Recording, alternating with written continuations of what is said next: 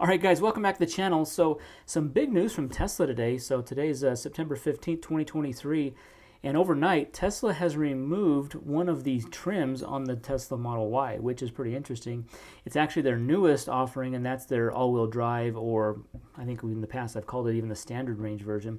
So if we go onto the website here and we go to Order Now under Model Y, we're able to see that the standard range version is no longer able to be configured. Now, they don't call it the standard range, it's just the all-wheel drive version, but it has a little bit lower range, a little bit lower acceleration than the long range. However, it has, a definite price difference. So if you can see here on the right-hand side of the screen, there's only two options, the long range and the performance Model Y. So now the cheapest Model Y you can get is $50,490. Standard range or all-wheel drive started at $47,490, so it was about $3,000 less than the long range. It had about 51 miles, I think, was the range difference. That was a great affordable car. There's even a few cars available in inventory, guys. So if you were looking at that car, jump on the website, look at existing inventory, and see if there's some in your area. If I search under my zip code, there's none of those available.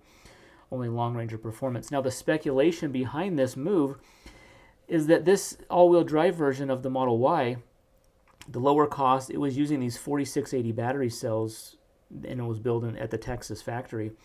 Well, there's speculation that Tesla is discontinuing that car so that they can focus and funnel all of the resources, energy, efforts, battery cells to the new Cybertruck production, which that is exciting, but a little concerning that Tesla may just not have the bandwidth enough to make all their cars and the Cybertruck demand on top of that.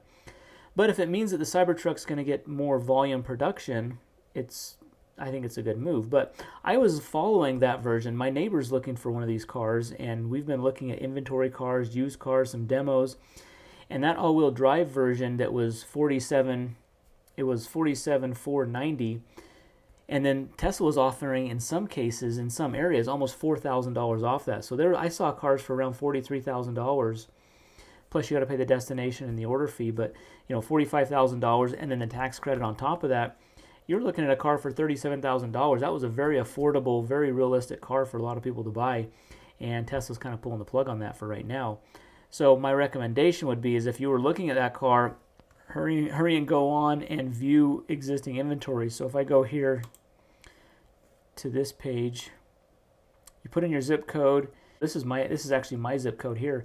The cheapest car available, they're offering about $1,500 off of a long range version. So there's none in my even area to even buy this standard range version or the all-wheel drive version. Long range is the lowest cost available in my area. But if I go to other areas, let's say this is a zip code for like Las Vegas, Nevada, for example. I just bring that up because that's kind of close to my location. But you can see there is some all-wheel drive versions. This one's $45,220. That's $4,000 off the build price of this car, which is a fantastic deal. And that's really where this car was becoming a great deal, was that it was around mid-40s to order it, and then you get the tax credit. And being high 30s, that's a great deal for a Tesla. Interesting to see if they bring it back, if this is more of a permanent move, if it's just temporary until they start scaling up the Cybertruck. It'd be interesting to see if we see this all-wheel drive version of the Model Y. The Model Y has become the most popular EV and almost most popular car in the United States, just behind the Ford F-150. And it's been impressive to see how popular the Model Y is, and there's some great options for it.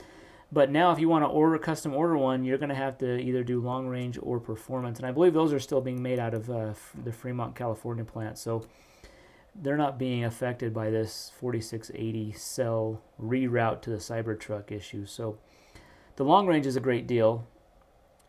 Even if you have to get one like an inventory long range in my area is $48,490, that's or $980. There's no options on that. The gray is the included color, so you don't have to pay extra for the gray color. But it'd be interesting to see if this means more Cybertrucks are coming out.